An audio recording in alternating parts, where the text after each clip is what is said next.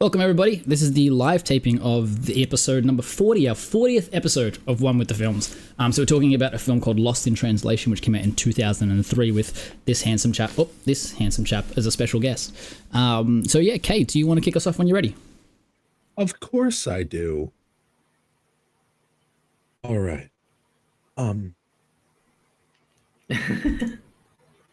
What? Laughing already, Spen. You can't do this to me. There we go. I'm sorry. I'm just picturing in my head. Oh, exactly. Yeah. Does it get easier? What? Intros? Well, sometimes you feel like you nail it. Like no one could have ever put a better string of words together than you in that moment. And then there are other times where you feel like it was really contrived, like you really didn't put that much effort into it, like you didn't quite deliver. And, you know, there are times when people just kind of look at you, like your co-host kind of looks at you and just kind of is like, was that all you got?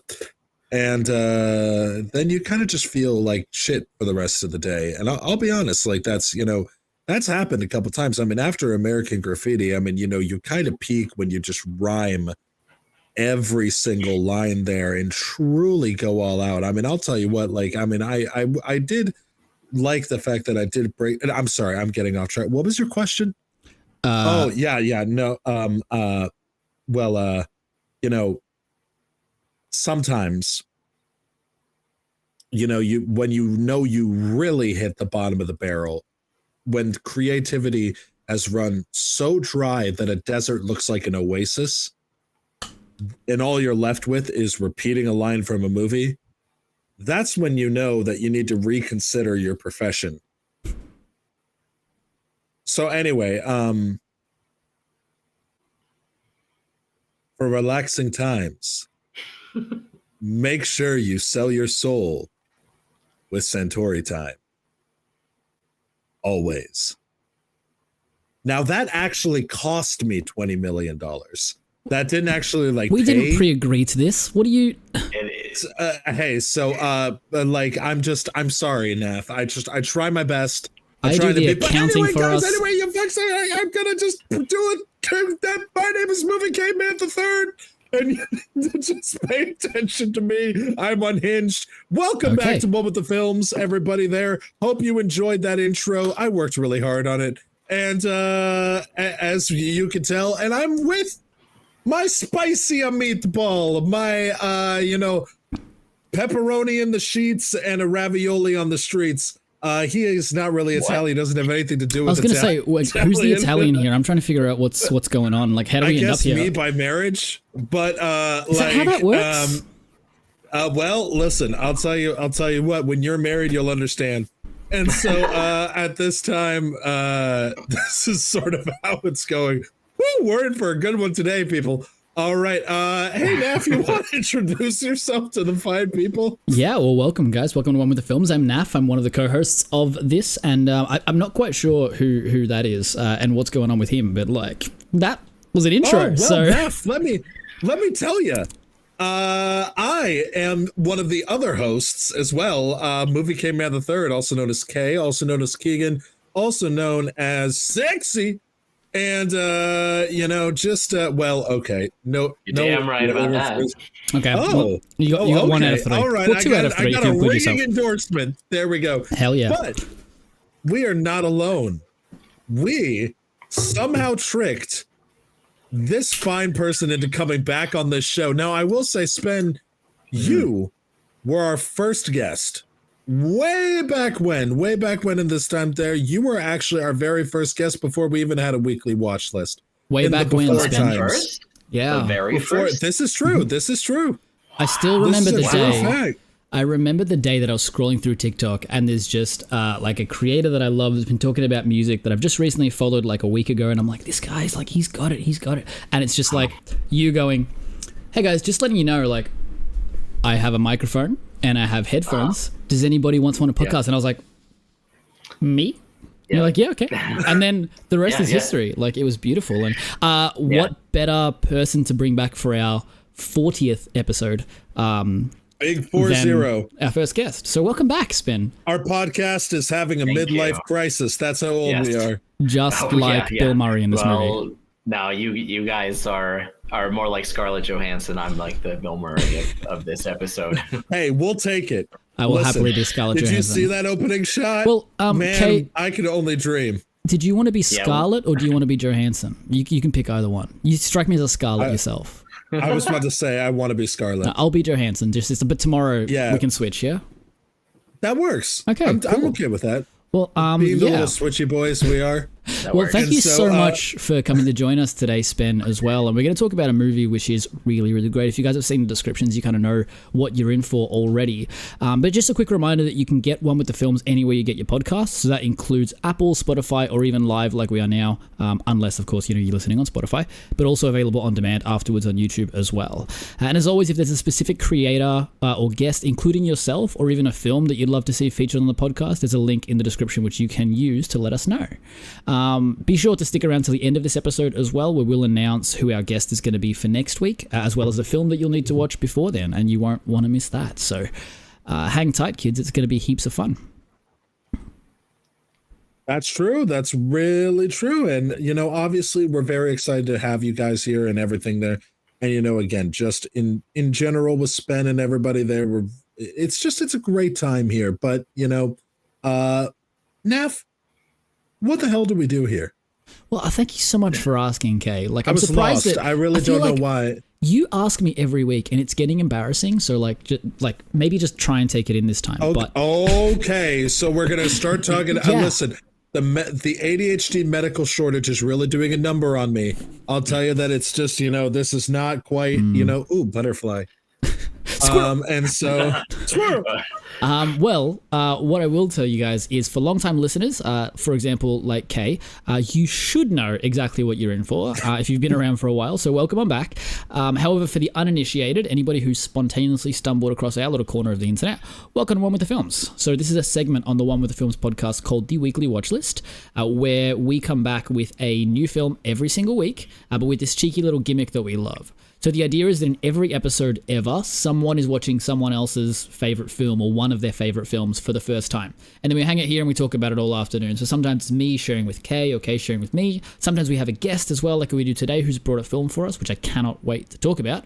But this is a really great place to be if you're working through a pesky watch list, or if you don't have a watch list and you want one. Because the idea here is that we let you know what film you need to watch. You go home, you watch it, you join us for the chat next week or listen to the episode next week. So you keep getting something new to watch each week and something new to listen to each week, which is, in my opinion, just gold. It's gold. So come on. You should be glad you're here, and we're glad you're here as well. So thank you so much for joining us, guys, wherever you've joined us from. We're so happy to have you. They never will be bored. So it's a good play. And suffice to say, if you couldn't tell from this intro, you're always going to be on your toes. I'll tell you that. You never know what the hell you're going to get. Yeah, absolutely. That's to put it mildly. Well, but yes, today we have Lost in Translation, which obviously was brought to us by our wonderful brother, my brother with the beard. Just very excited there. Fuck me, I guess. Well, I mean, it's truly more of a fuck me situation.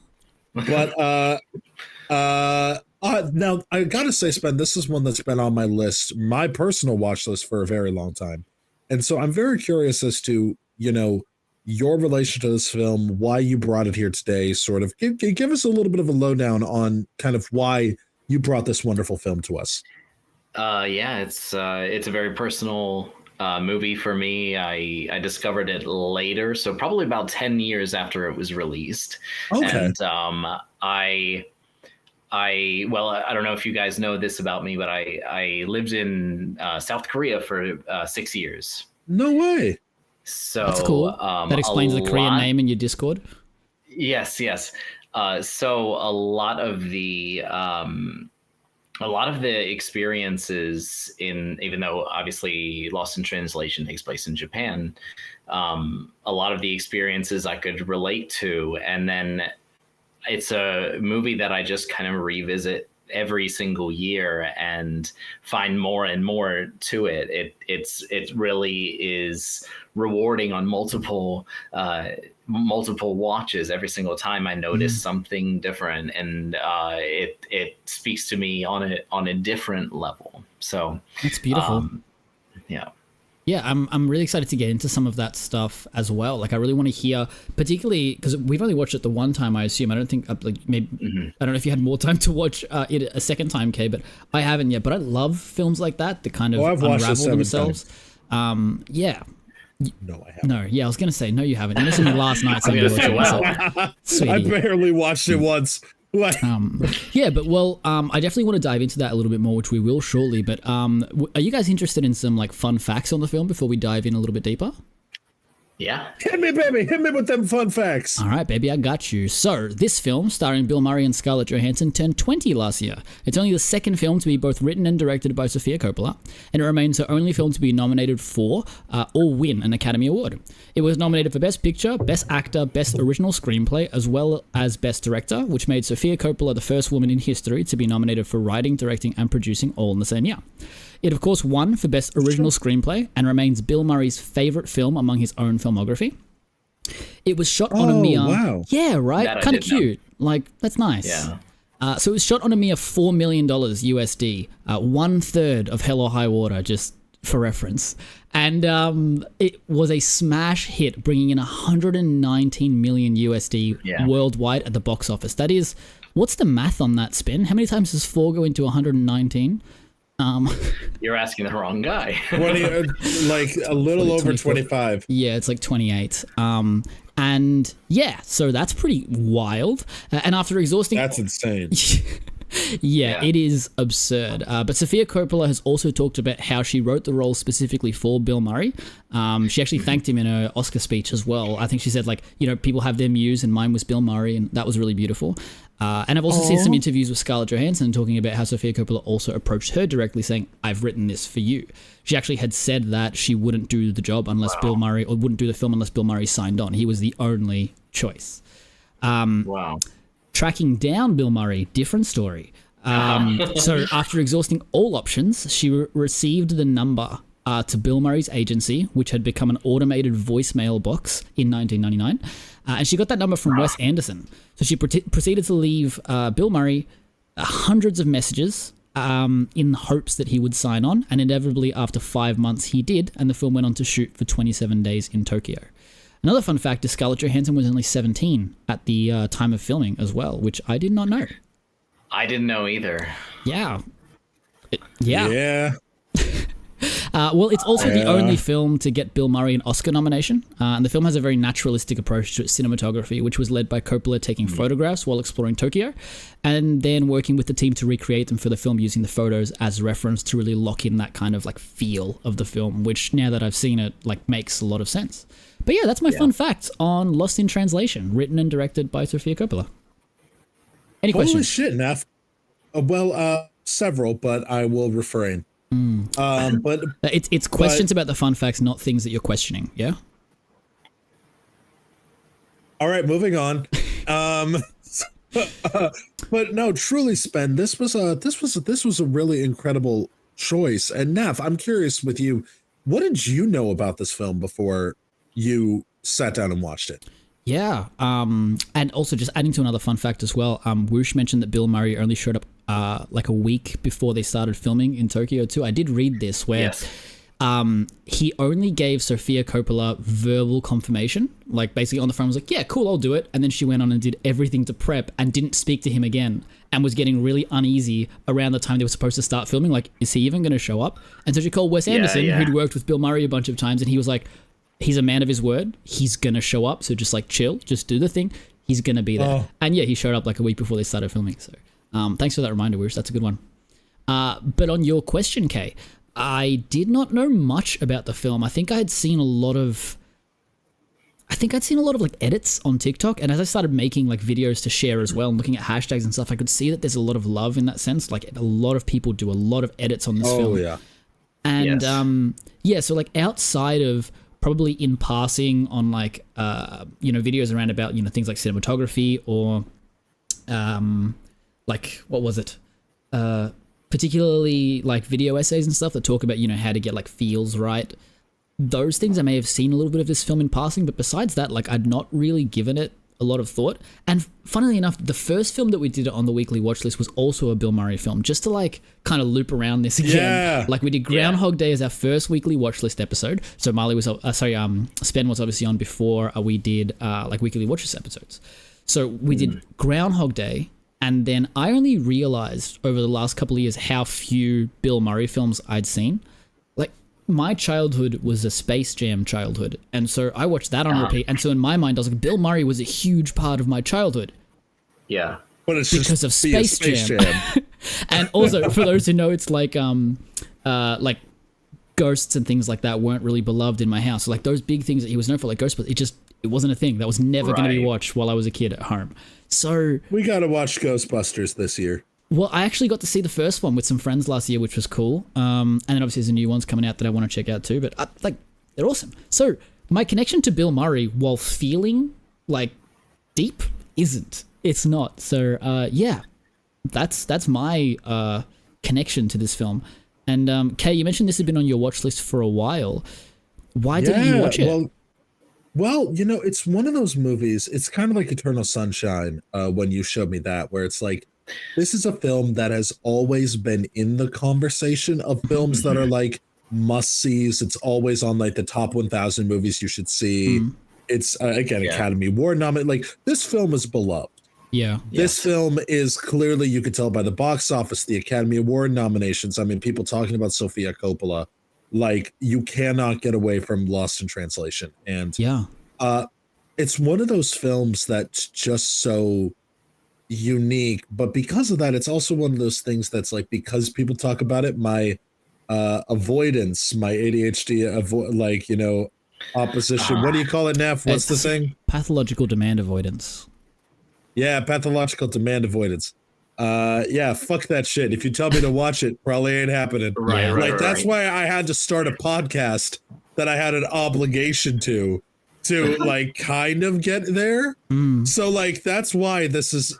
I've seen many movies because of this watch. This watch list is not for y'all. This watch list is for me. That's like, just so you know. Like, that's when I got the stats at the end of last year for our year and all of our growth. It's like you have a number one listener, and it's one of you guys.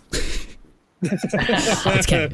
Yeah, but like I think what's interesting is, particularly over the last couple of years, where I've really dived into watching a lot more films, I'm really starting to see how this film has influenced stuff, like even that's as fresh as last year. Absolutely. You know, like there's some stuff I want to talk about a little bit later when we get to like cinema a la carte too. But yeah, like there is a lot of that, and I know that we talked a little bit about. This film is very NAFcore.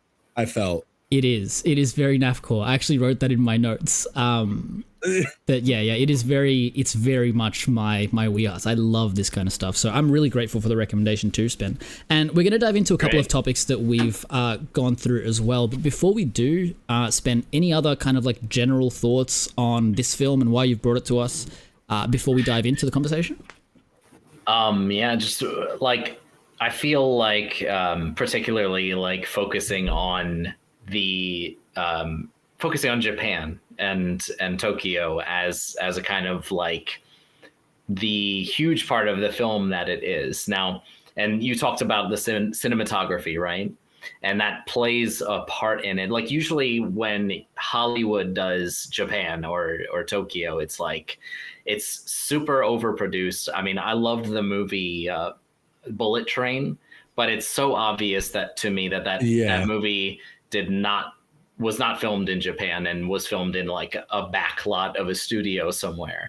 Yeah. Like it's because it doesn't feel like Japan. It looks like Japan. It looks like somebody trying to make Japan, but like it doesn't feel like it. And I think that the way that they shot Japan in this movie is really special. And actually, I remember hearing this. I'm not sure if this is true or not, but I heard that people didn't really go to Tokyo for anything other than business trips before Lost in Translation. And after Lost in Translation came out and people started seeing like Tokyo is a really, really interesting place with a lot of character, then people started kind of like visiting more and more for vacation purposes. Yeah. So, and I guess with the like wide reach that this film had, especially with those box office numbers, like, yeah, you would see that. And I feel like also with the kind of film that it is, and we'll talk about this a bit more as we get into the conversation,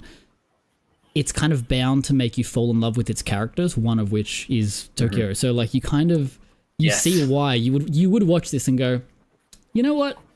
I'm gonna go. Yeah. Awesome. Well, let's jump into it. Before we do, Kay, did you want to give us the rundown?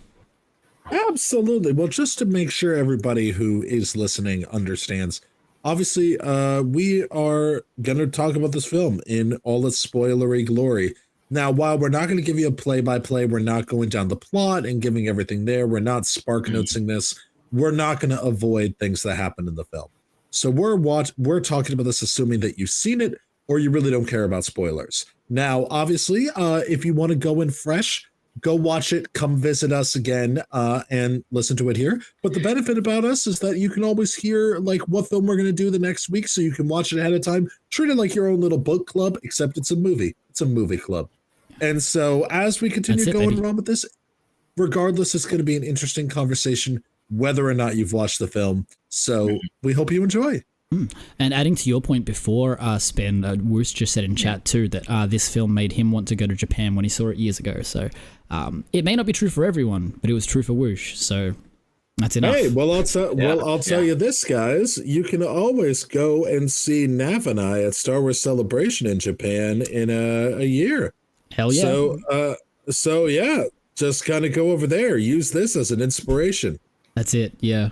It's gonna be wild. I'm pumped. But let's jump into a bit of a breakdown of the film. So we've all kind of got a few things that we want to touch on, which I've organized into some categories for us. So I want to kick us off just talking about the vibe of the film. So Kay, you had mentioned that one of the things that really stuck out to you about the film was like that concept of like palpable loneliness. Like you can just taste how lonely these guys are. I'd love for you to talk to that a little bit more for me. Fill us in. Oh, yeah. So, well, it's kind of interesting because loneliness as a concept is something that like, you know, those things in life when you have a concept, like maybe it's like, I don't know, like depression or things like that, where it's like you have felt it earlier on in your life, but you don't really realize that you felt it until like a certain event happens. And you're like, oh shit. Okay. That's what I'm talking about. Yeah. This past year, I spent the holidays alone just due to various circumstances and work during the holidays and things like that. And that was one of the few times where I was able to really feel lonely, true, honest to God loneliness. Yeah. And that was terrifying. But at the same time, there was a beauty to it. Like solitude had a beauty to it. But it was also like really intense. And watching this movie, that was something that they got really. What this movie did so well was it made you feel that loneliness, that sense of like going around and kind of being on the outside of things, but not on the inside. Even in a full-on conversation, you're not really in that conversation. Yeah. That feeling of seeing a ton of, and I thought it was actually really beautifully discussed with the concept of literally not having translation. Like the concept of, yeah, well, I mean, Nav, if you have things that you want to jump in I think with that. Spen could probably talk to this a little bit as well. But one of the things that I noticed in particular is how, like, while what's his name in the film? Is it John, the main character? Who's Bill Murray play? Bob. Okay, Bob. yeah. So Bob. Bob one Harris. of the things that I really That's what I like thought. about Bob is while he does have like a about Bob? lot going on, and he's an actor and all this kind of stuff. He is also in part a bit of like a audience like insert too, and you kind of feel it in the sense that one of the best choices is not having subtitles for the Japanese dialogue. Yeah, that's a good point. And you know what other brilliant movie does that? Steven Spielberg's West Side Story. Is this going to be a thing? You know the idea? Listen, you have Last Jedi. Sweetie. Here's the thing, okay? I want you to like remember the moment this backfired for you, okay? Because as somebody who speaks Spanish, I have experienced the film in its full extent, and you haven't. And that's why I can say with my full heart that it's bad. It's not a good film. Go away. No, this still works. Anyway, Spen. No, I'm kidding. This still works. It does. Of course it does. That's a great connection, you cheeky boy, you. It still works. And that part, even you have to admit, was actually a pretty brilliant moment. Honestly, honest to God, you got me. You got me. It is fair game. I tip my hat to you, good sir. But just you wait. Just you wait. That being said, so we're talking about the use of subtitles in the film. And Spen, I wonder, particularly with your experience in that side of it, like that kind of feeling that the film portrays, that, like Kay was saying, that palpable loneliness. Like, do you have any thoughts on that as a theme of the film? Yeah, absolutely. Like, I think that not having subtitles is a really good point, and I didn't really notice it, to be honest. I never really like I mean, I guess I noticed it, but I never really processed it because I felt things as Bill Murray feels it, right? Yeah. As Bob feels it. That scene where the guy is the director is yelling at him, and the woman is like, more intensity, and he's like, brilliant, and he's like, are you sure that's all he said? Because it seemed like he said quite a bit more. like well, that. Like, one of the other things I was thinking on it in just this moment too is how they actually do have subtitles for some of the Japanese characters, but when they're speaking English, and particularly there's that scene, and the other one is when the masseuse comes to Bob's room, and she's saying like, grab my stockings, rip them. And the subtitles actually say, like, in air quotations, lip them. Huh. Yeah. Yeah, like it says from her perspective, like, grab my stockings, lip them. And then Bob responds with, lip them, what? And then when he realizes what she meant. And we got a comment from Wellam on YouTube as well that says, how beautiful is it when you watch a movie you feel familiar with? Hold on, why is that not coming through properly? Sorry, I couldn't read it. How beautiful is it when you watch this, you feel familiar with people from oceans away on live? So yeah, it is one of those films that is easy to connect with and has like that universal feeling. Everyone's felt lonely, everyone's felt alone, everyone's felt that. So I think it's beautiful this film's able to do that. Thank you for the comment. Yeah, thank you for the you haven't really like contributed as much on things there, so thank you for contributing here. We're glad to have you. And you're absolutely right. And Spen, I would love to hear your feelings, because obviously this resonated with you a lot, and I'm sure obviously you being in Korea and doing those things there and having a lot of that personal connection, I'm really curious if that contributed to your love of this film and things of that nature. Yeah, I think it definitely did. And particularly, like, you think about, all right, I'm going to, kind of mention the elephant in the room, which is age gap, right? Is it age gap? What? I can't believe. I know, hard to believe. Yeah. But it's there, and we could talk about the implications of that, but I think that the point was that being in the setting that they are in, that this, and I saw this often, was you end up connecting with people. Maybe if Bob and Charlotte saw each other in the States, maybe they wouldn't have connected as much. Maybe they wouldn't have talked at all. Like, maybe it's just being, just even the smallest similarities they can bond over. And I think that that's a really, I found a lot of truth in that part of the story. Yeah. Yeah. Can I hop in on that one? Yeah, by all means. Well, actually, can I ask just one question before you do? Oh, absolutely. Done. Just a simple one for you, Spen. But this film, did you catch it as it came out, or was it like a post-watch for you? It was totally post-watch, yeah. It's like when about 10 years. Okay, cool, yeah. Like 10 years after, I want to say like 2013. So even after I went to Japan for the first time, I came back and watched this movie and was like, Okay. wow, like just kind of marveling at how accurate it was at capturing the feel. Yeah, especially relative to like some other films that, as you were saying, things like Bullet Train that like that arguably, like I downloaded a bunch of like LUTs to use when I'm editing footage, and one of them is literally called Tokyo, and you put it on and I'm like, it looks like Bullet Train, but it's not. It's like, in Japan. So like, yeah, I love that. Yeah. And, Kay, you had some thoughts you wanted to share on that. Sorry for jumping off there, mate.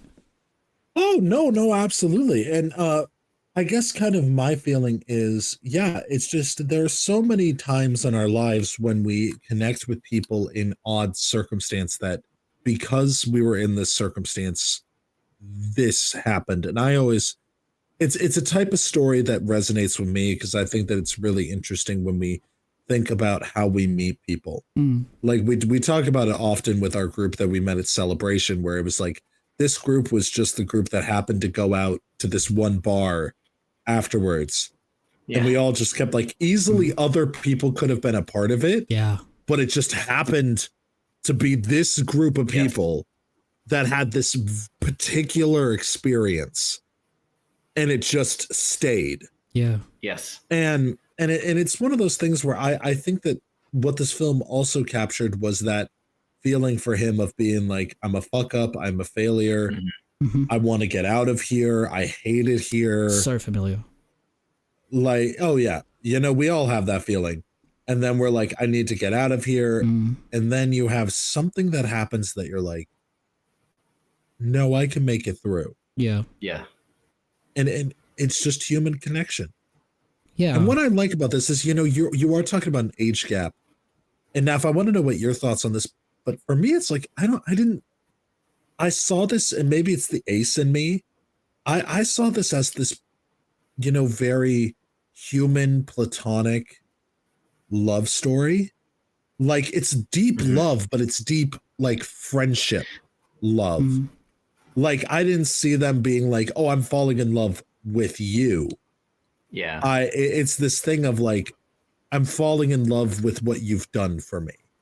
I really like the way you phrase that. I think that's really beautiful. Yeah. And I think that one of the great things about the story is that it's like, it's going to pick at different pieces of people's life to connect with too. And I think one of the things that like I wanted to talk about on sort of the vibes itself, which I'll get some of your thoughts from you guys too, is the nature of intimacy and how it's portrayed in the film.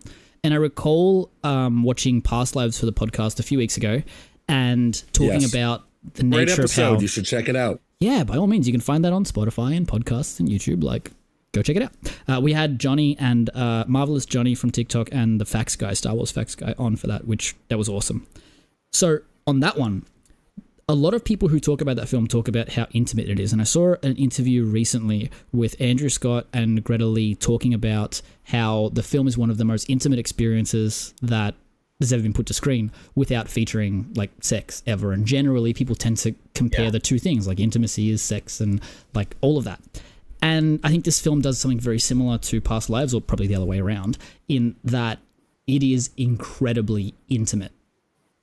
And it also doesn't feature, it's not, overly sexualized, or it doesn't necessarily portray the idea of like this man is seeking a younger girl or he's trying to take advantage of a younger girl or anything. It is two people who feel so unbelievably alone, and they just find comfort in one another for the small period of time that they get to share, which in that aspect I think is really beautiful. I think for me, I did feel, it felt for me not necessarily that they were doing like a full I'm falling in love story, as you were saying, Kay. Like it doesn't quite feel like that. And for me, my thoughts on that was that one of the reasons was because of the situation of both of these people being married and obviously age gaps and all of that, that they kind of do have to keep those feelings under the surface. And it's not until kind of the latter half of the film, or kind of leaning into the last part of the last act, that those feelings tend to kind of bubble up a bit.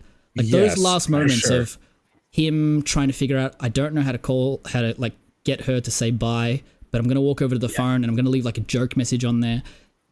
There is a hint of reserved desperation there.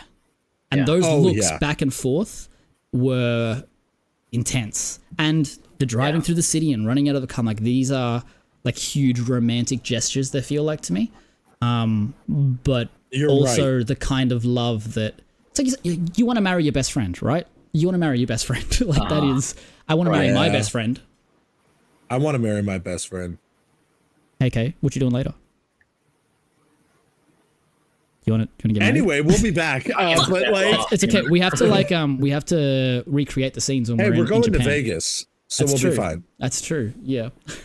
But yeah, so like that was one of the big things, particularly in like the vibes of the film for me.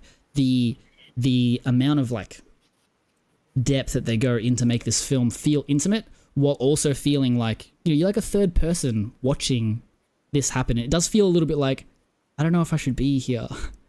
I kind of I want this feels so special and so unique. I want you to have this, and I don't want to be looking at this anymore. I don't want to be looking at this. Yeah. But Spen, I'm curious on your thoughts, especially as you've seen it a bunch of times. Like you've got those thoughts from myself. Obviously, like Kay talking about loneliness, myself on like intimacy. Are these things that they must have crossed your mind before? Yeah, and I think a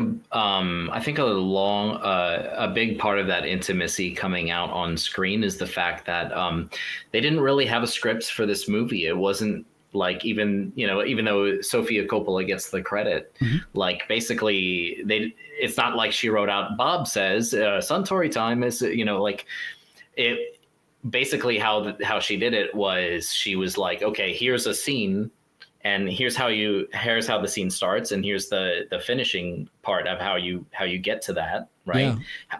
Or here's where you need to go. How you get to that is up to you. And it was the rest was completely improvised by the actors. It's very much similar to how they did like Iron Man, or the first one.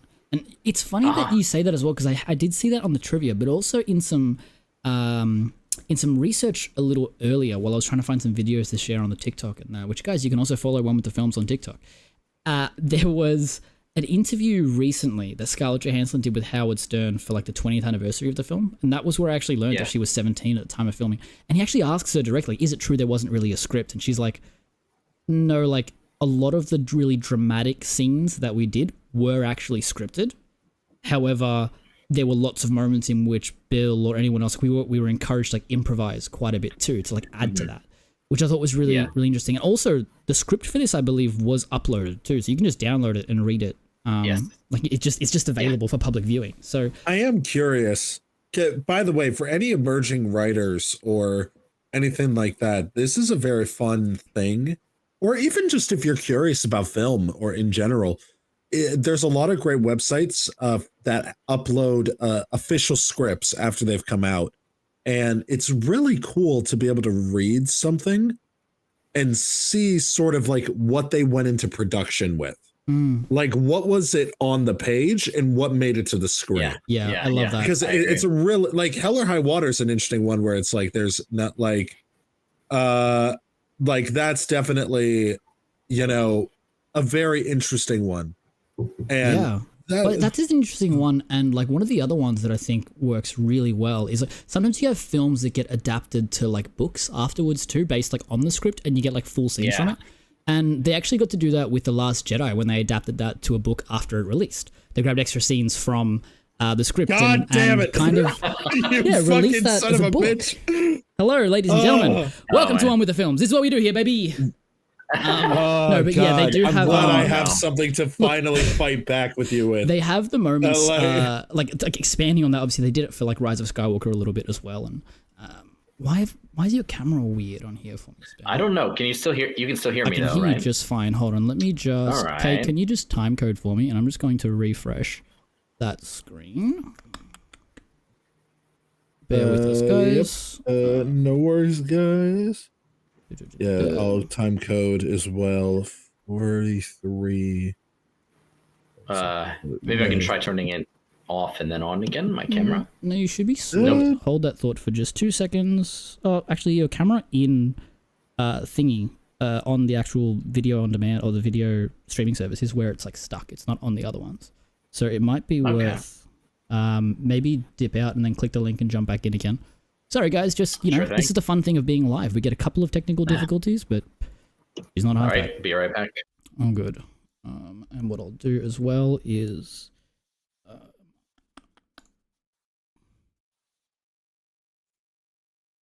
Boom. So Kay's in, I'm in, and we'll just wait for Spen to join back up again, and I'll add him in.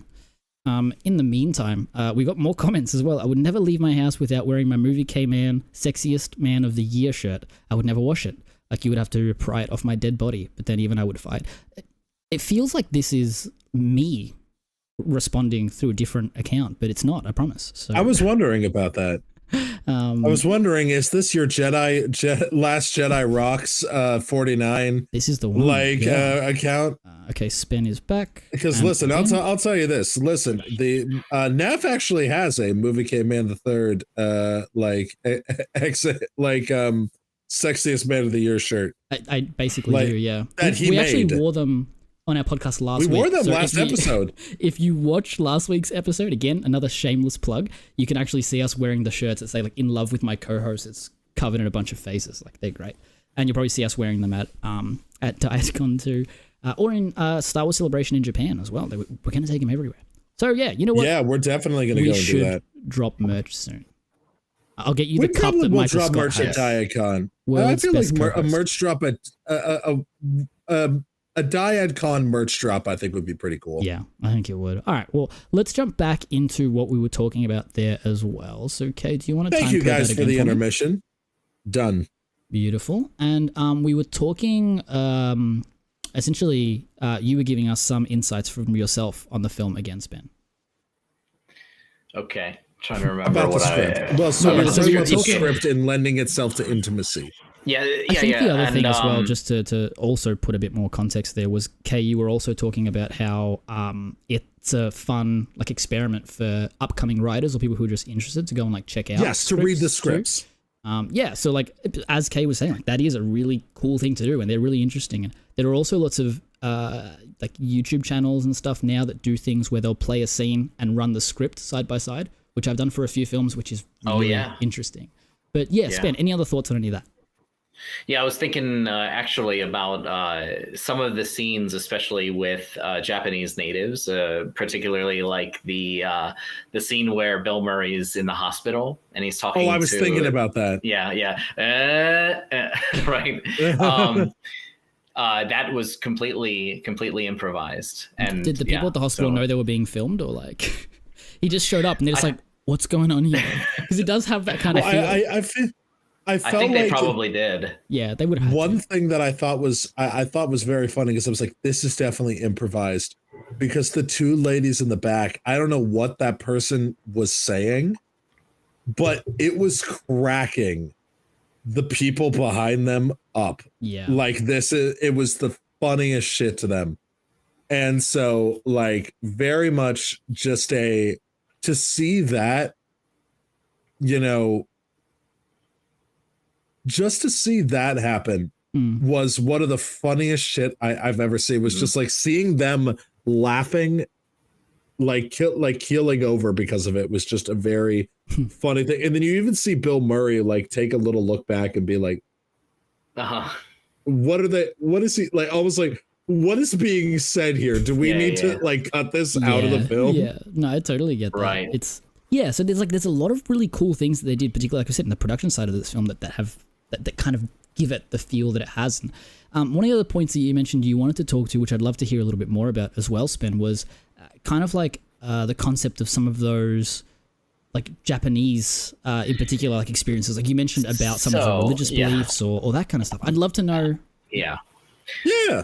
So I wanted to know what you guys thought of this, because it was just a kind of random thought. I've watched the film twice in the past, month or so. I just rewatched it because I watch it once a year, and then the second time in preparing for this episode. And something just occurred to me, because I was watching there's the scene with Scarlett Johansson listening to the kind of book on tape about reincarnation and stuff.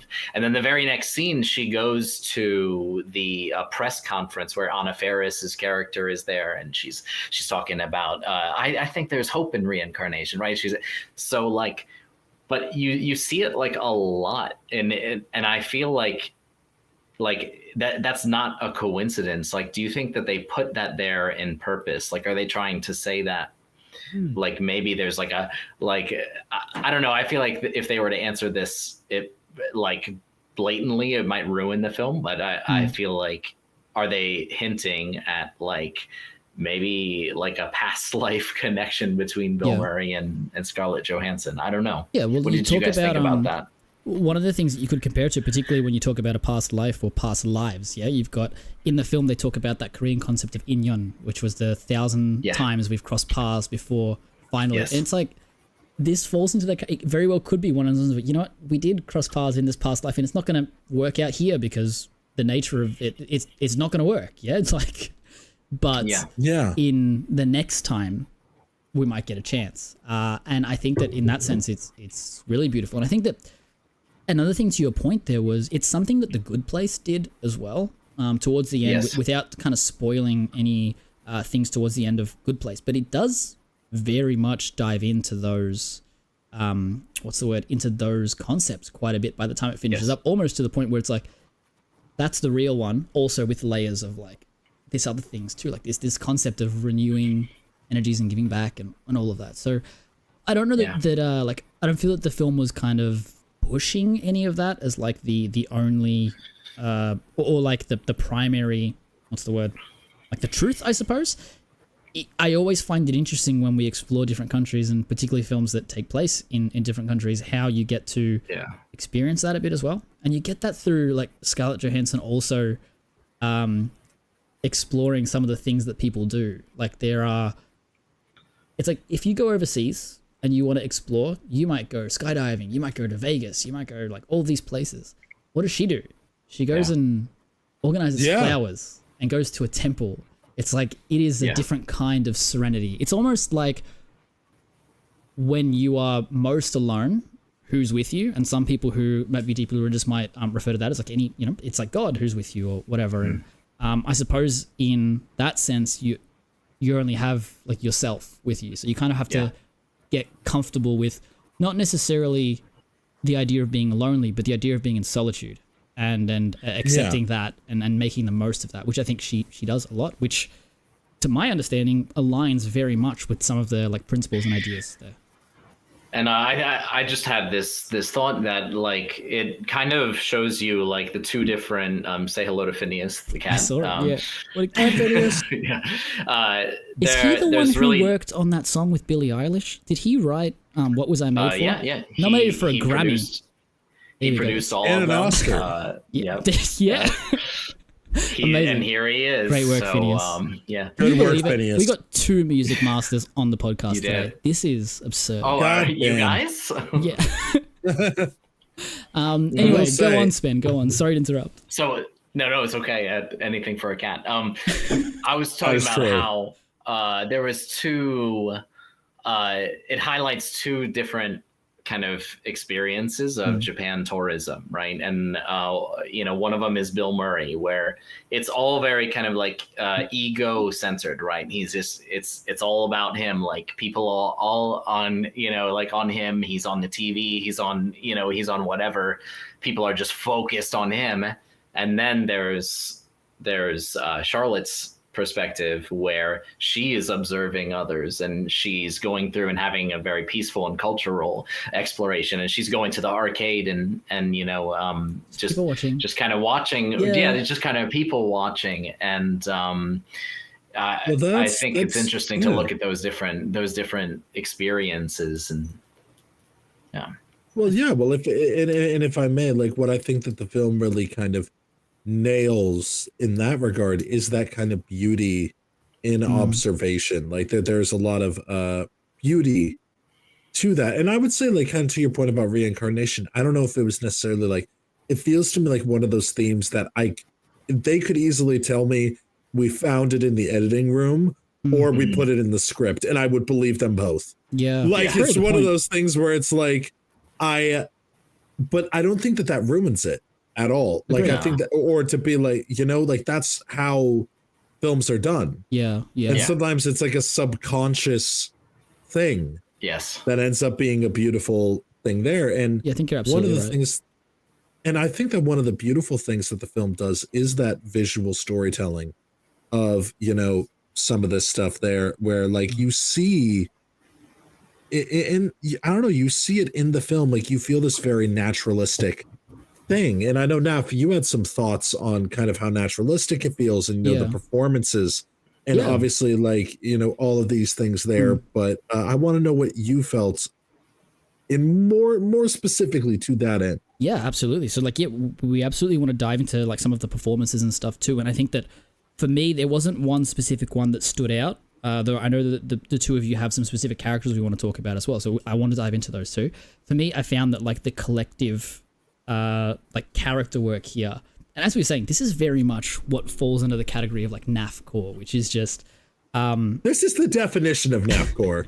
I wanted to ask you about that actually. Like, what is it about this movie that makes it NAFcore as you put it? It's funny. It's like I only recently sort of started dubbing things that I love as that, because I started recognizing that a lot of the things that I watch that turn out to be my favorite things tend to have similar like themes that that kind of permeate through the story. And sometimes it's got to do with the performances, sometimes it's got to do with the like characters or the actors or the cinematography, all those kinds of things. But a lot of it is this kind of like, we're just kind of here and you're just kind of like, you're just along for the ride kind of stories. You're here for the vibes. Yes, that's exactly. It's like, it's vibes, you know? It's like when I look at, for example, my top of like 2023, it's like, I think I have one Oscar nominated film in my top 15. Like they're all just things like this. Like one of my favorites was called Biosphere, which came out last year, and that was the last two guys living on Earth after like some cataclysmic event.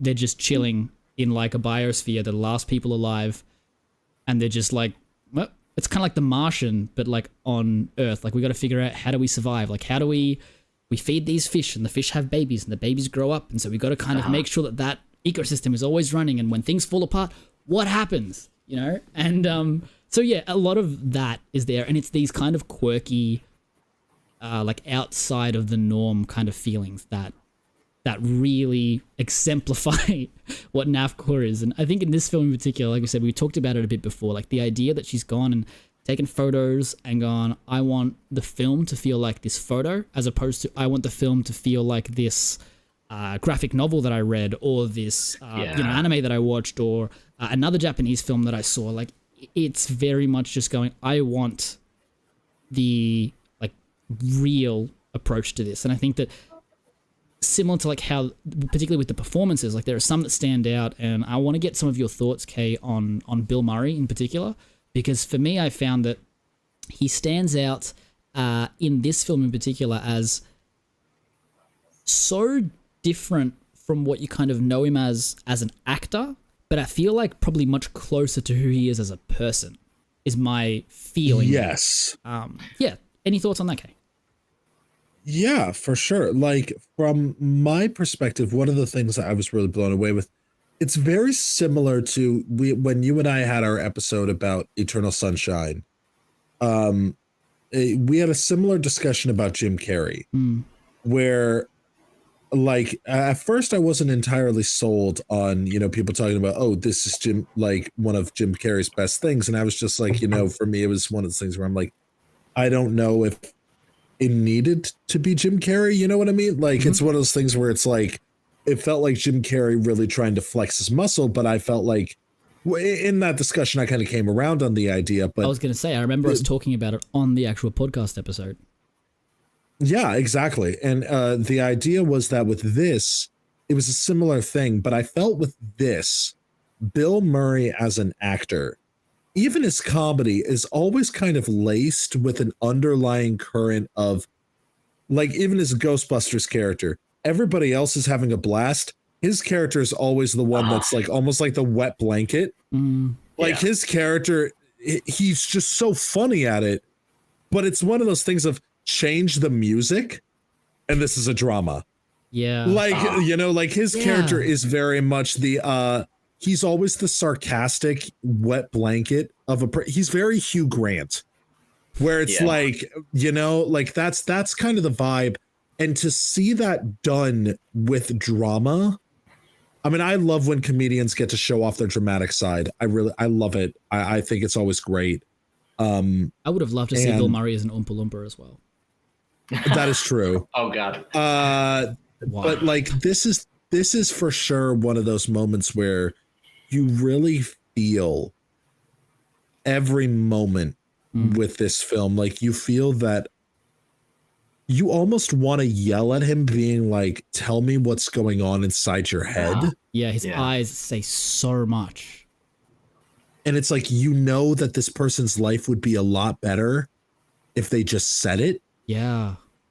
But they can't for some reason. It's funny But you say he that does. too. Yeah. That I was gonna say that like he kind of comes to that realization, but somehow through almost kind of telling Charlotte she needs to have that, like, you need to say something, you can't be here. And I actually saw on the IMDb like trivia page too that somebody's like actually broken down what the last thing he said was and put, you know, words to it. And it's like you kind of you know what it is now. It's not like a secret anymore. Which what was it? I didn't look that up.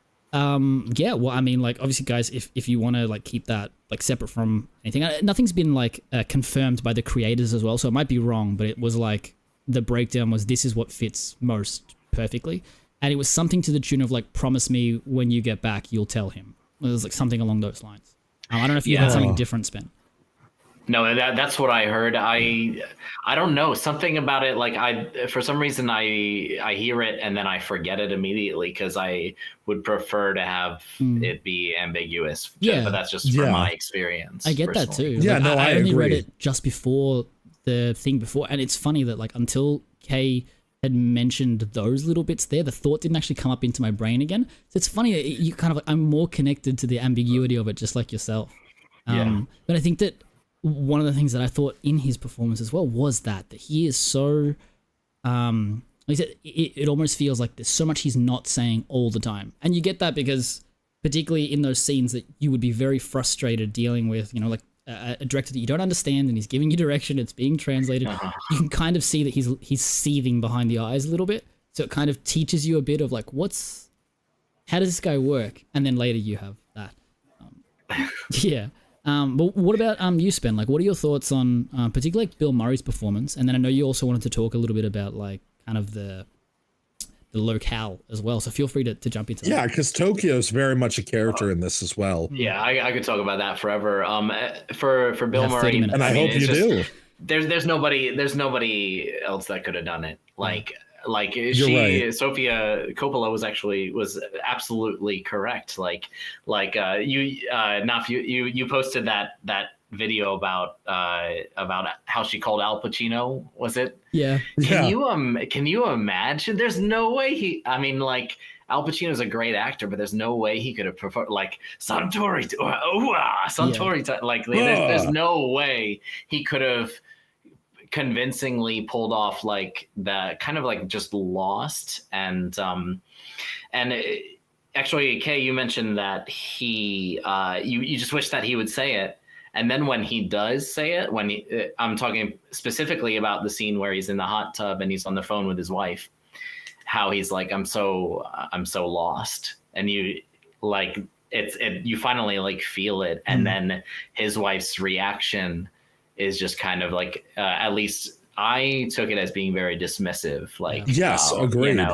You'll come back here and you'll be, with your kids again and whatever, but he's still, and I really kind of felt that as kind of the,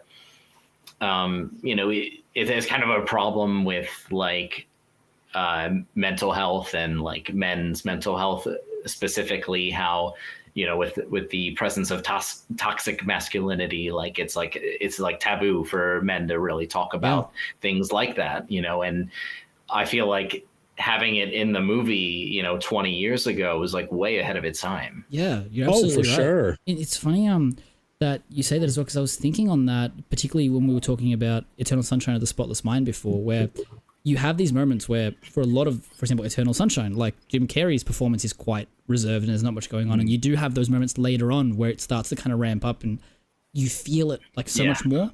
And I think that it's interesting that like, particularly in like sometimes in relationships, you can end up in a state where you just kind of like expect things from people. And often like this is a scenario of like, people that have been married for, what did he say they were married for? Like 20 something years.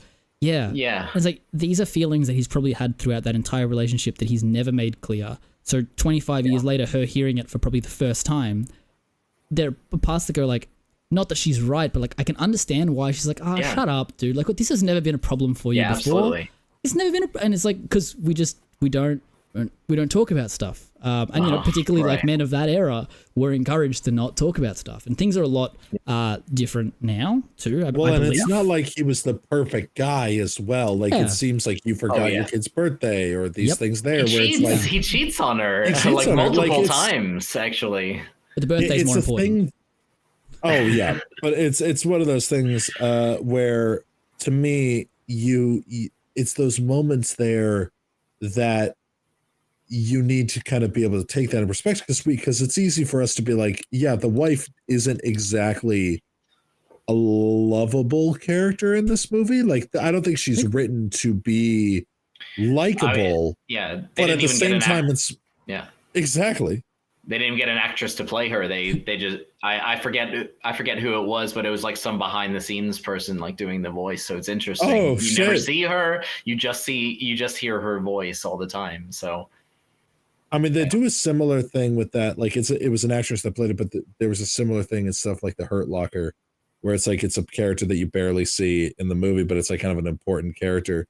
Like you see her a little bit, but it's like, but you know, I think that what I love about that choice, though, is Bill Murray. You're never fully like you appreciate him and you like him, but at the same time, you never fully know how to feel about him and his relationship with this. Like at the same time, that was the one thing I also appreciated about how they portrayed Giovanni Ribisi's character. Like, yeah, he was a little bit of a dick, but at the same time, he's not evil. Yeah. I mean, like, he wasn't yelling at me to bring me all the unobtainium in Tokyo, so like that was a nice touch. Or yelling about his mom, like, you know, just like I think you're right trying too, to steal because it's like it's one of those things where it's rough sometimes watching films like that, and when you have characters like this, where like they're not inherently like evil, they're not necessarily like. I think Lydia's her name is doing like a bad thing, but I can see here as I was trying to Google like who played her, and I saw one little like snippet of a note that says it's fitting that we never see Bob's wife Lydia. She's on The Voice. She's a voice on the phone, and that kind of sums up the degree of intimacy she and Bob have. And it's like, kind of get that, and it feels pretty similar with Charlotte and her, you know, like husband as well.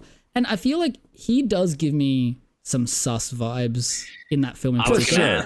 Like he did, particularly with the girl there, where it's like, oh, we're going out for dinner, and she's like, yeah, cool, I'll come too. He's like, okay, yep, oh, you're coming? I was like, yeah. So like there probably is a degree of young man working as a photographer trying to just like live his best life, you know, like he's just being a dick. But yeah, it is interesting that you kind of like fight these characters a bit. But you had points also, like we were saying, like around Tokyo being like a character in this film, and you have a lot of aspects of it, as we were saying. You've got like Charlotte exploring things that, like we said, in a non-NAFCOR movie just wouldn't be on screen. You know, like it's just, what is it, like 10, 15 minutes in between of just music and her walking around, and it's just the coolest. It's the coolest thing to just watch her experience it. But, did you have other thoughts on that, Spen?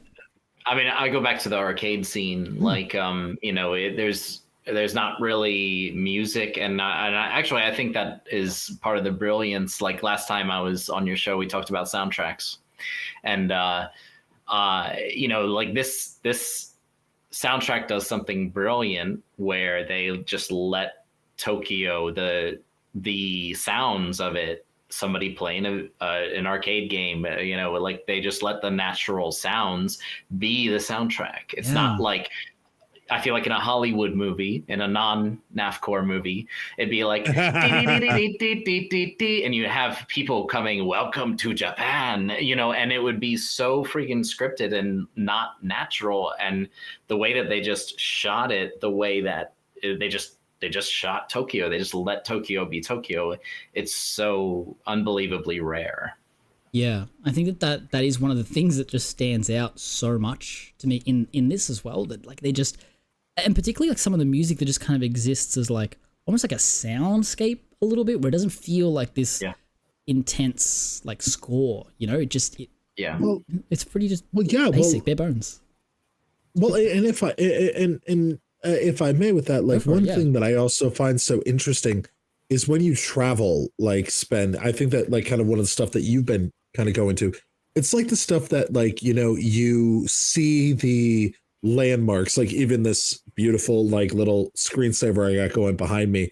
It's like, yeah, like there's a certain level of the beautiful stuff there, or these things there, but that's not what Tokyo is necessarily. Like you have parts that are these things there, but it's like for me, what I find when I travel, it's finding the beauty in the everyday of the stuff there. I completely agree.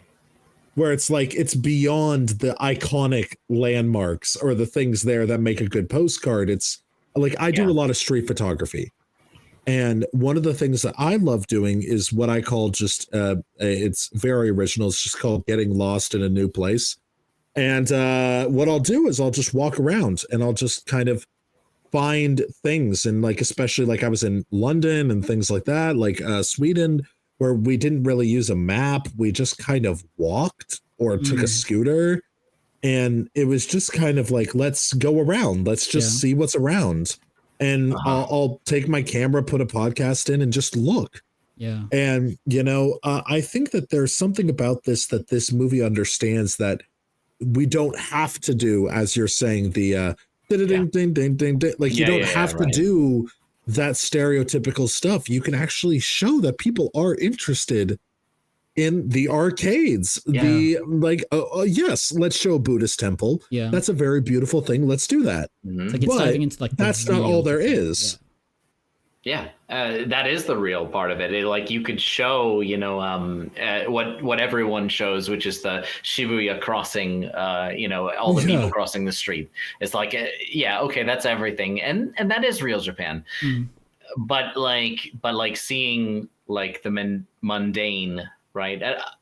You know, I feel a lot of what you're saying, Kay, because like when I was a younger man, I was crazy, and when I went to Japan for the first time, I didn't book a hotel ahead of time. I didn't do anything, and I just kind of like wandered the streets until my legs were tired, and you know, like and those are some of my best memories. You know, like looking back at those times and just being like, remember the time I was lost. I had no idea what I was doing or, you know, where I was, and just and you're also open to like you're also open to greater experiences because you don't have any like itinerary or something like that. So it's full of surprises, you know, and I think that the movie Lost in Translation really captures that feeling of just especially like when you see them go out together. Like they just go out on the town. It kind of reminds me of that vibe of, we're going to go to karaoke over here, go to this bar over here, and then get shot at with stun guns. And, you know, like... That was interesting. Like, I was like, what's going on here? Yeah, I was like, oh, that's a fun prank. And then I read stun gun, and I went, oh, the whole dynamic of this scene just shifted to me.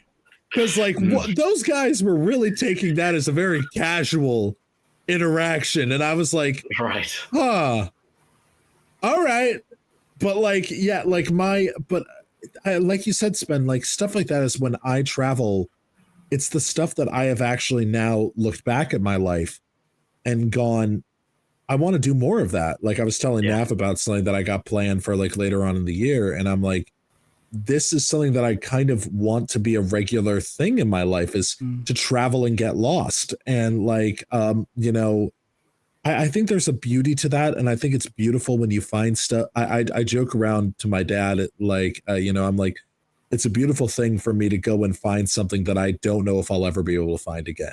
Like get that lost that I'm like, I don't know if I could ever lead anyone back to this, but I had a great time. It's like I had a great time at this Viking bar in Sweden. Like it's funny that I've found like I think that you're absolutely right that those kind of experiences stand out. And I remember particularly like something that happened to us in LA too, Kay, that I'm not sure if you remember. It was one of the things that stuck out to me the most was, so I took Keegan to a NBA game, and we were just there, it was a cool experience. It was an NBA game, right? I wasn't lost there. Yeah. But while like there's just some dude and his little brother sitting in front of us that we just got to like talking with the whole time, and I learned a lot about this dude. If you're out there, man, like miss you. But like, Yeah. we didn't learn either of their names. Like I knew a lot about him, like just going to school for like jazz and stuff like that. He played a bunch of brass instruments and just random conversation in the in-betweens. And I remember kind of like leaving and getting in the car and going like, it's so wild. Like I'm never going to cross paths with that person again. Yeah. And it's, like, it's obviously like, it's not a romantic thing. It's just like some person that we just, and I was like, that was really nice to go to NBA. It was the kid's first time at the NBA, mine and Keegan's first time as well. And I think his like either maybe his second time. He was bringing his brother because he loved it so much. And it's like all of us just experienced that little moment together, and we'll never cross paths again, most likely. Yeah. And it's kind of beautiful. And like I think that stands out. It kind of exists in this one like moment in time that you know you can never go back to, and it kind of makes it more special in that way. And I think it's kind of echoed with Scarlett Johansson's character, you know, when she says like, let's never come back here again because it'll never be the same. There it is. That's exactly what I was thinking about, where it's like, you know, it's that idea, like when she said that, because I agree, like that there are moments where you look at a place and you're like, I don't think this would be the same if I came back here at a different time or a different set of circumstances. Like, I mean, there are even stuff in London or things there where I'm like, I don't know if this would be as special to me if like there was a particular club we went to with Aegon House after we had karaoke night. I don't know if I went back there and just went to that little bar, if it would mean anything. Yeah.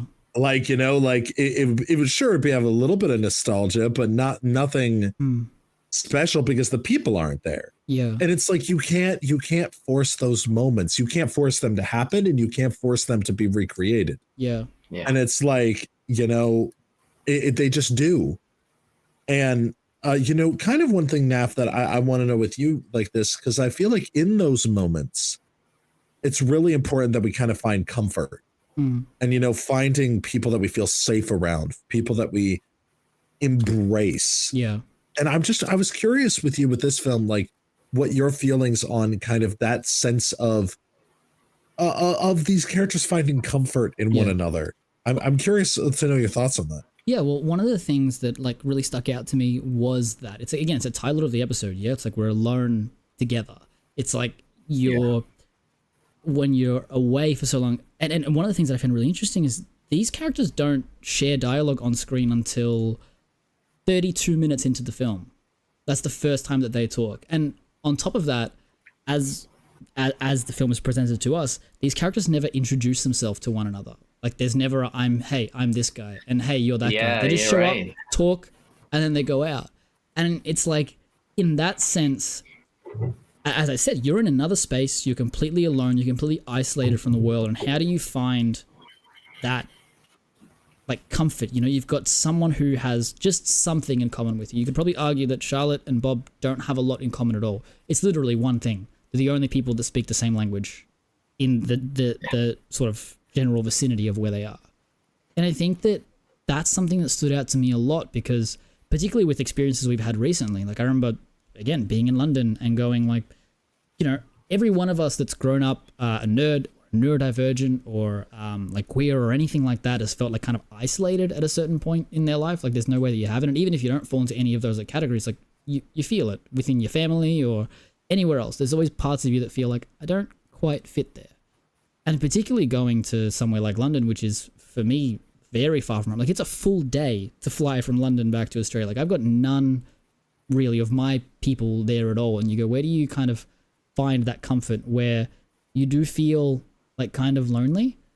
And it was like, again, in the people that are there, that in those moments that we're sitting around having our moments afterwards, saying our goodbyes, and we're sitting there kind of like, never in my life have I felt more comfortable with a group of people, or more like accepted, or more just like a part of it. It's like every single where that you go, you feel just a little bit not fully there. And then all of a sudden something shows up and you're like, that's perfect. And I think that was the feeling that this film gave me, that I'm like, I understand and can empathize with what you're experiencing right now, because I've now experienced that. That was kind of the main thing that stuck out to me. Oh, and so well said with that. And like I feel like that's very much what this film does as well, is just it kind of gives that to you. Yeah. And you witness that. And yeah, I don't know, Spen, do you have any thoughts on that? I think that it's just like my first. I think about my first trip in Japan. I wandered into a place called International Bar because I figured it would probably be a safe place for foreigners, and it was completely Japanese people in there. But like we like, I don't know. I felt like I made a group of friends just for like that one night. And we're talking, and it took a little while to kind of break the ice, but once we did, it was there was something like I'll never forget that. Yeah. I'll never I might never ever talk to them again. Actually, like I'm Facebook friends with a few, but I might never talk to them again, and I'm okay with that. You're right, and I have some similar experiences from things like like going away like a little younger and doing like there's a company in Australia called Contiki that like you buy a trip and you go and they get other people your age and you just with a bunch of random people similar age to you in other countries. I did like Greek island hopping and stuff, and we all were like we're gonna stay in contact. When like I've seen maybe one person from there, I saw them 1 or 2 times afterwards and not again since. I'm not even like friends with the person I went on the trip with anymore. So it's wild how it changes, but I still like have those memories, and it is. It's a beautiful thing, and it's like that film feels a bit like a warm hug in that sense, even though it's not like necessarily a happy film. And I wanted to also jump over to you a bit on this as well, Kay, because I know that one of the things that you really wanted to talk about was the visual storytelling. And a lot of what I'm talking about only exists as a result of that. So I wondered if you could give us some insights on like your takeaways there. Sure. And then I want to jump to your point after that as well, Spen, around the like connections with her too. So I'm really interested in that. Yeah. And so like my and obviously as we're wrapping up and kind of things there, what I felt with this film was, for as incredible a screenplay as it has, the visual storytelling of this film is nothing short of spectacular. Because, I mean, we're not having Scarlett Johansson saying, "Oh, I'm going to go look at some flowers today." Yeah. You just see it. You just see it happen, and it's her noticing things. Like the camera is very naturalistic. Again, I think Past Lives took a lot from this film, where it's very, you see, like they're not trying to draw attention to the camera. They're trying to make you forget the camera. They're trying to give you this very personal experience and like stuff. But then you have like shots, like one of my favorites was when they're singing karaoke, but it's a shot of them like outside, like the camera's outside, and it's almost like a Hopper painting. Which I think for me is also very, if that was the goal, Hopper is one of my favorite painters, because what he does so well is he is truly able to portray loneliness in a very honest and effective way. He's obviously done the iconic diner painting, where like, see the guy with the back to us. But what I love about a Hopper painting is you always know who's the main character, and there's some sort of barrier between them and like this wider world. And that's what that shot kind of had, was you see these people in this dark high rise with all the lights out basically around them. So it's like a lot of life in a dark city. And it's kind of like they do just such a great job with this film of doing, like, you'll just be seeing very natural shots, and then they'll do a shot like that and you're like, where the fuck did that come from? And it's funny that you say that, because that's a lot of what I was saying before about how it does kind of feel like you're watching something you shouldn't be seeing, and that you just kind of like... Exactly. Again, and Woosh put it really well in comments as well. It's like the idea of ships passing in the night. Like, it just there. And it's funny that I feel now, even having like seen that comment, that it feels like it's a bit like that for us too. You have these characters that are sort of passing by one another in their life that probably won't cross paths again. And I know we can always go back to this film whenever we want, so we have that kind of comfort. But it does feel a bit like that as well, that like I feel like I'm here with them, and when their story ends, I'm like, oh, I'm not going to know more about that. I'm never going to know again. It's like if this film ever got a sequel, it would ruin it. You know, like you just it'd be terrible. You wouldn't want it. Yeah. But it does have some like spiritual successes a little bit, the film, and that was one of the things that you wanted to talk about as well, Spen. Yeah. Yeah. Also, what a segue. Just putting that out there. Yeah. Great job. But fill us in, man. Like, this is probably, it'll be the last point we talk about, but I really want to dive into this. Well, the pressure's on you, Spen. So I want to preface it as well before you do dive into it, that like this point that you're going to discuss, like these things I didn't know. I didn't know what was going on in the others. I didn't know these people had any kind of connection to one another. And as you said it before the stream, we started talking, I was like, holy shit, that makes so much sense. But please fill us in.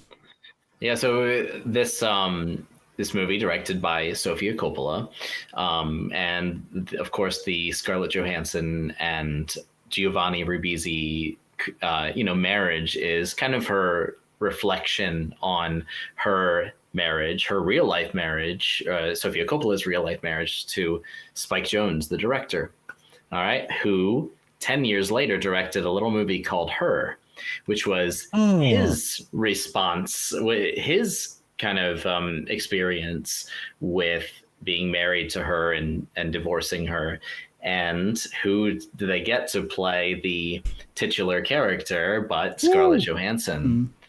So it's an interesting connection. And when you look at both of them, like both of these films side by side, it's you can almost see two different perspectives of the same relationship. And it's interesting though, because you've got character in Her who, one of the things that always stuck out to me is it was someone who wasn't able to find love for himself or experience love for himself, but was able to so easily help other people like find that, like I can do this for other people. And now thinking about it, I'm like, that could be, a bit of like a metaphor for like being a storyteller and being able to tell these beautiful, stories that cover all kinds of bases, all these kinds of things, but also like maybe at home not feeling quite there, not feeling quite present, not feeling quite, fully there. And it's funny also that both films take the same approach in that very like naturalistic like feeling. Like they are, well, I think Her has its own like what's the word, like its own almost universe, and it's very colorful, and it's like almost like Wes Anderson stole the idea and tried to remake it, kind of. There's a lot more colors and stuff going on in there, but in the sense of how the conversations come across and how you talk to one another and what you see, like, oh, we're just going on a picnic just cause, and I'm walking to work and I'm walking home, and a lot of the relationship developing for them in that movie is just through shared experience. Yeah, it's one of those things that now that you say, it's like, it's always I will say it's always a tiny weird thing when, because like I see a lot of these films and stuff like that, and I'm like, oh, that's really beautiful in a vacuum of information. Yeah. And then you're like, then you hear shit like that, and I'm like, okay, these two very beautiful films now feel to me like a little bit of a petty argument. And it's like, like it's similar to Marriage Story with, Noah Baumbach writing, like happened to be released the same year as Little Women, which was like Noah Baumbach is partners with Greta Gerwig, but Noah Baumbach divorced Jennifer Jason Leigh for Greta Gerwig. So Greta Gerwig is this sort of other woman. Yeah. In this Marriage Story kind of story. And so it's kind of weird whenever you saw them at like directors roundtables. Yeah. Because it's kind of like I am talking about this, but I'm talking about it with the person that kind of was involved. Like, I know this is a little like it's just kind of influenced by real events. And I don't know how true these are, but like, you know what I mean? Like, I find it a very interesting, odd thing that people doing this. Kind of like being with your friends, being like the third wheel, and then they start fighting, and you're like, I should go. Should I know this? Like, should I be here for this? Like, why'd you get me involved? It's like like when your friends are telling you a thinly veiled story about the other person. Mm-hmm. Like, it's like, oh yeah, this person I'm not going to mention who it was. I'm not going to. I'm not naming names. Yeah. Stares daggers at the other person. Right, yeah. And you're just like, we all know that you're talking about her, but you are indicating that you're not. But it's very clearly like. But yeah, so that's a very fascinating thing there. Like, do you think that like? I mean, I think it's just. Listen, ultimately. Two great pieces of art were created because of that. So we won. Who says divorce can't help you? Yeah. You know, you hear that, Steven Spielberg? We won, and Scarlett Johansson won. What are you trying to say? I mean, you watch The Fabelmans? He wouldn't be the man he is without divorce. That's all I'm saying. Spielberg, thank your parents. And so, like. Well, look, at that point, it's probably a good time to do the last kind of like covers here. I wonder, Spen, you being our guest and bringing the film to us, like any final thoughts that you want to have heard before we go onto the last couple of moments, I guess? I really feel like I've had a chance. This has been a great discussion. I feel like I've really hit all of the major points that I wanted to talk about. Beautiful. I'm glad to hear it. That's what we love to hear. And again, if you guys are listening or watching live, so we won. That is what the point of the podcast is as well. Yeah, like it is designed with the intention of helping you share something that you love and giving a safe space for you to share that. And then, you know, obviously for one another as well, to be able to like take part in something together that is just beautiful, you know? And that's my favorite thing. And then also I think from the perspective of when you see people talk about film on the internet in particular, it can get a little, for lack of a better word, like snobby, I suppose. Like people are like, this is the best objectively. This is why this is bad. This is why this is good. And you're stupid if you think differently. And right. I'm not going to speak for you guys, but in my opinion, it's not a thing. Like with everything being subjective, like it doesn't matter. Why? All I want to know. We live in a subjective reality. Yeah, and exactly. art is expresses that. Yeah, it's like I don't think that there are any things in particular that just sit as just better than one another. If somebody told me that something's their favorite thing, my next question is just like, why? I'm so curious. I want to hear all about it. And not in the sense that I'm going to make you sit there and explain why the cinematography in Transformers is better than the cinematography in Killers of the Flower Moon. You know, like it doesn't matter. Sometimes it's just vibes, dude. Sometimes it's just vibes. Yeah. And I'm going to put it out there. The first Transformers film is better than Killers of the Flower Moon anyway. So anyway. Okay, any thoughts? I mean, listen, man, you know, actually, I feel like I'm going to be stabbed. I liked it, didn't love it. But like, you know, but we're not here to talk about kind of overrated movie. And so any final thoughts on this film? On this film, I honestly, it's kind of interesting because so many of a lot of my favorite films of recent days, or you can kind of see a lot of influence from this movie, even if it's just in the fact that this movie happened. Yeah, it's kind of like that concept of this film walked so those films could run. Yeah, like, you know, and I think that this film I think the genre of NAFCOR has a lot of lost in translation to thank for that to be able to be built. Oh yeah, just wait till you get to my cinema a la carte. I'm gonna give you 2 NAFCORs that perfectly pair. Oh yeah. I mean, I got a couple of NAFCORs on mine, and so I think but yeah, with that, I think go ahead. Yeah, I was just gonna say the only like last thought that I would say is this is a really great recommendation, Spen. Like this is one of my favorites that I've watched, and it's gonna potentially be a contender on the one with the filmies in a few weeks. You know, it's just saying. Absolutely. Oh wow. Absolutely. I'm so thrilled that you guys enjoyed it. I would have absolutely loved to have come on here and debated it if you guys didn't like it. But I'm doubly thrilled that you guys got enjoyment out of it as much as I did. That's awesome. Yeah, and we gotta do a segment like that would be fun, just to do a totally random Patreon content. I was gonna say you've had the idea for a while, Kay, of like I will die on this hill. It's like I love that concept of like you have one person with their one point going. This Kay's is it. Tiny Hills. I do not care what you say, and then we're literally just just debate, you know, like it's a safe space too, you know, like it's like, yeah, but like ultimately they don't matter, but we're going to debate like it is.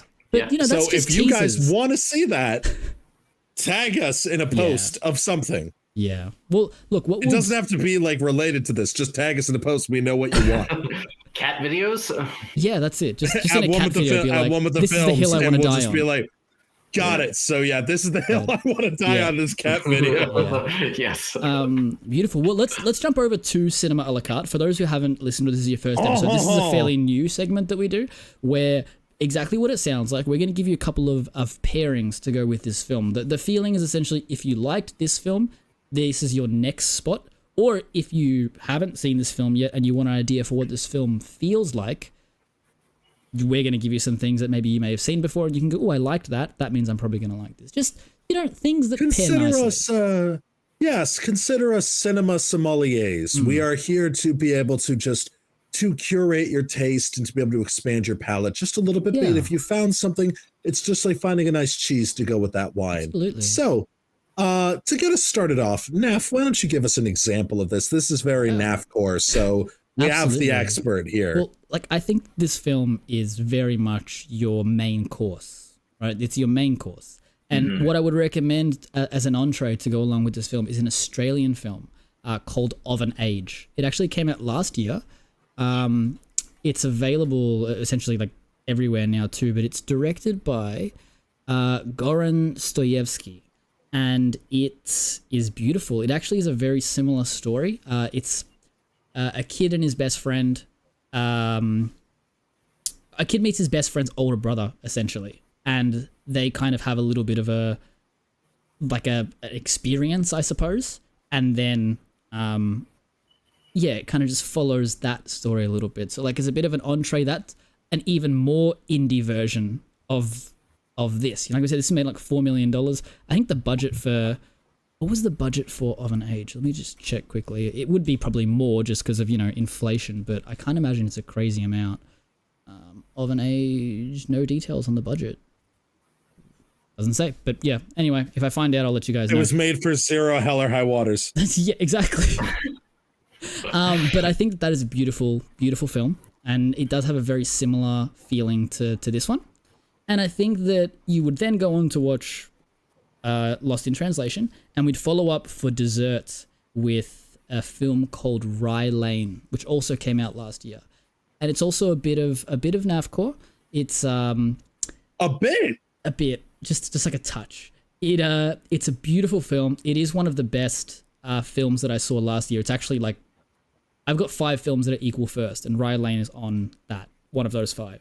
And the things that I love about Rye Lane is it's like Of an Age and Lost in Translation are very similar, and it's almost like Rye Lane feels like it completes the trilogy because it gives you the end of the story that you don't feel you quite get in the other two. So I think in that sense it's beautiful, and it tells the story of essentially 2 people in a very similar scenario. They're both fresh off a breakup, and they just meet in London on chance, and they just explore London together for a day and go around trying to figure shit out. One girl's like, I need to get this back for my ex and this and this. And this guy's like, you know what? Fuck it. I'll help you do it. Let's go. All right. And then they get kind of distracted along the way, and it's really colorful, and it's a comedy. It's beautiful. And it is actually one of the Letterboxd top 50 ranked films for 2023 as well. So yeah, like it's objectively very good. So yeah. And flying in the face of everything we just said. That's it, baby. That's it. And Kay, what about for yourself? I want to know what your pairings for this film would be. Well, as obscure accent would say, very happy to give it to you. But my little amuse-bouche, just my little appetizer. I'm going to start us off with a little film that was released 2 years ago, I believe, 2022. And it was called, 2021. It was called Come On, Come On. Joaquin Phoenix. It's a very beautiful thing where Joaquin Phoenix basically has to take care of his nephew. And like Joaquin Phoenix plays like a sound mixer working on a documentary about kids talking about how they feel about the world. And it's such a beautiful film. about basically this kind of man who's doesn't have kids, doesn't have these things there, just really enjoying spending time with his, his nephew and learning about it and kind of doing this. But it's a very, very day in the life, very meditative film, kind of like this, where it's like nothing really happens, like things happen, but they don't really, some of them matter, some of them don't, but it's kind of like, it's a very beautiful thing. Very, that's a very NAFCOR movie. I think you would really like it. And it then was actually I would on my say list. It was one of the ones that I missed, and I did a video on my YouTube channel that was like films that I missed that I want to see, and Come On, Come On was like one of them. Come On, Come On was very good. I saw it like after the film had come out, but it was definitely worth the wait. It was I watched it on a plane and it was beautiful. But the other one that I would do this as the main course, Lost in Translation as the main course, but for dessert, this is a film that I think that you really need to sit on. I've recommended it before, but I think that it really applies here. Is Drive My Car. A future episode of the podcast. A future episode of the podcast. It's the one that I'm dying to show NAF next because it truly is a NAFCOR to save all NAFCORs. And it's that and Atonement. I feel like you would really dig Atonement. Yeah. But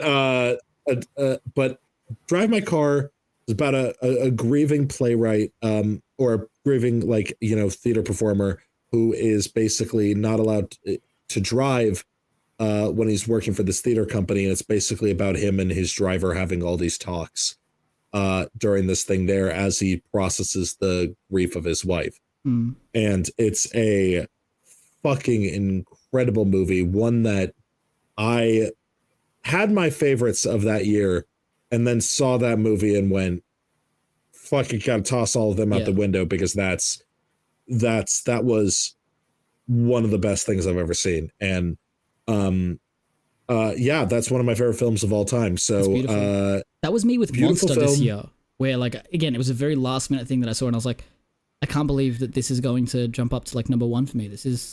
I don't understand this, but that was beautiful. I'm really keen to watch that film too, that Drive My Car. I can't wait. That's going to be a great episode. I can't wait to watch it there. But absolutely. So Spen, hit us with it, baby. What we got? All right. So where's the accent? What's the obscure accent? My obscure accent. Okay. Yeah, you could pick any it's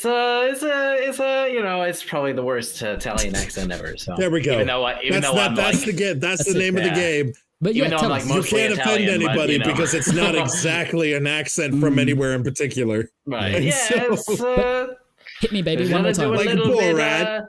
We're gonna do a little bit of her. Of course, I'm going to say, with her, pair this with her as with who as a nice, exactly, a nice, wine. I think that's a beautiful and pairing. Cheese kind of thing.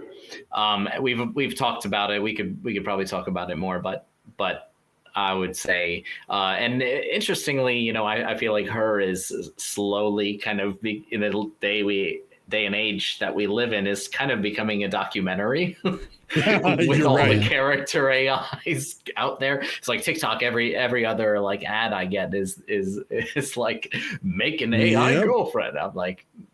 It's like I am living in the I darkest reacted the same timeline. way to those ads. I definitely haven't done that, but great choice, great pairing. Absolutely. And then my other one is not as obscure as your guys's, but it's a movie that I also visit over and over again every year, and that is Midnight in Paris. Oh, that's a good pairing with this.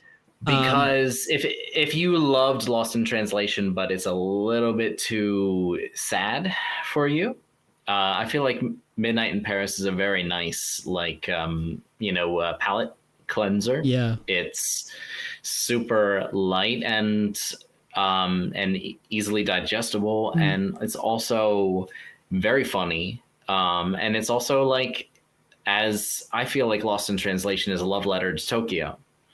Midnight in Paris is a love letter to Paris. Like the first. Nice I work don't putting know that what together it there, is. Kate. Nice work. Yeah, the first 10 minutes or so of that movie are just loving shots of Paris and just jazz music playing, just not Awesome. Which is weird because it takes place in zoom in England. and not dee, dee, dee, dee, you know, not like super stereotypical French music or something like that, and a guy with a beret going wee wee ho ho ho, you know, like your accent. No, that's just me. I did it during the film. Right, yeah. Which was it was weird. I was on a plane. No one liked it. Which was authentic. Yeah, that's it.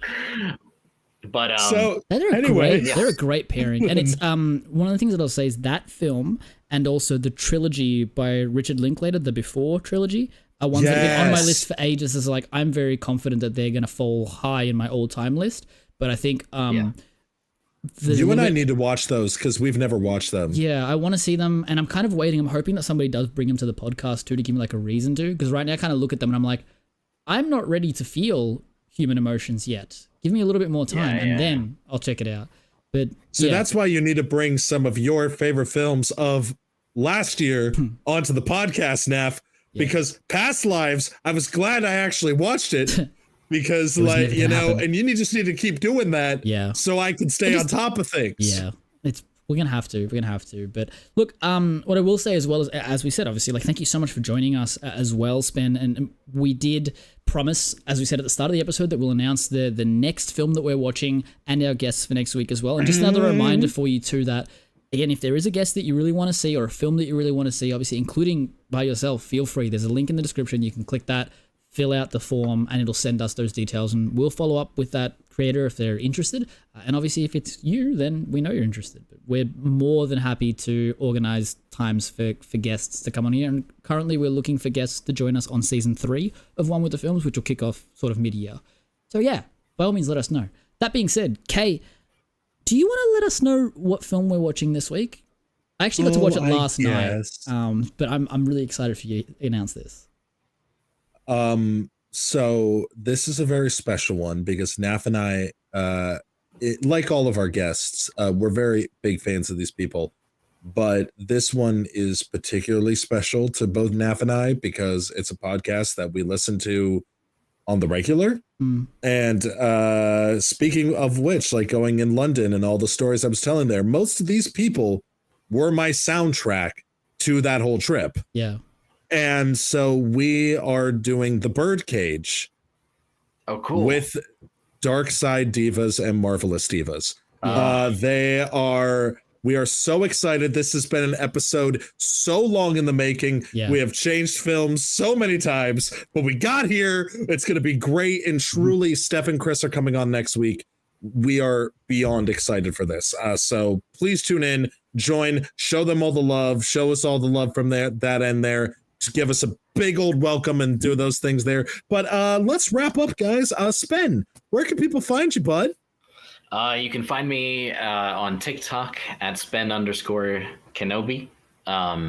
It's not active. I don't do it anymore, but you can watch old TikToks, and I find most of them to be timeless. And they are. Yeah. Again, one of the things that drew me to you early on was like your content. It's great, and so like that's timeless. Good.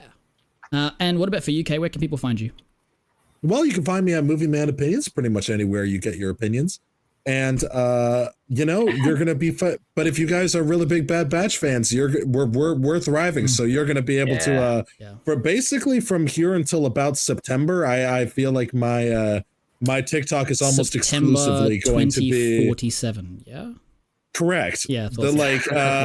We are going to give this final season of one of the greatest Star Wars animated shows of all time. Well, I will actually say it, the greatest Star Wars animated show of all time, as long as they stick the landing. We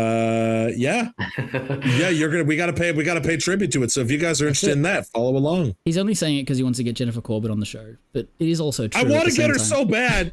No, but like that's brilliant. And guys, you can also find me at On Second Thought, same place, all the main places. You've got your little like icons down there as well. So YouTube, Instagram, TikTok, Twitter, all of that jazz. You can find me through the link tree, and there's links in the description to find all of us individually in our spaces as well. So feel free to check that out.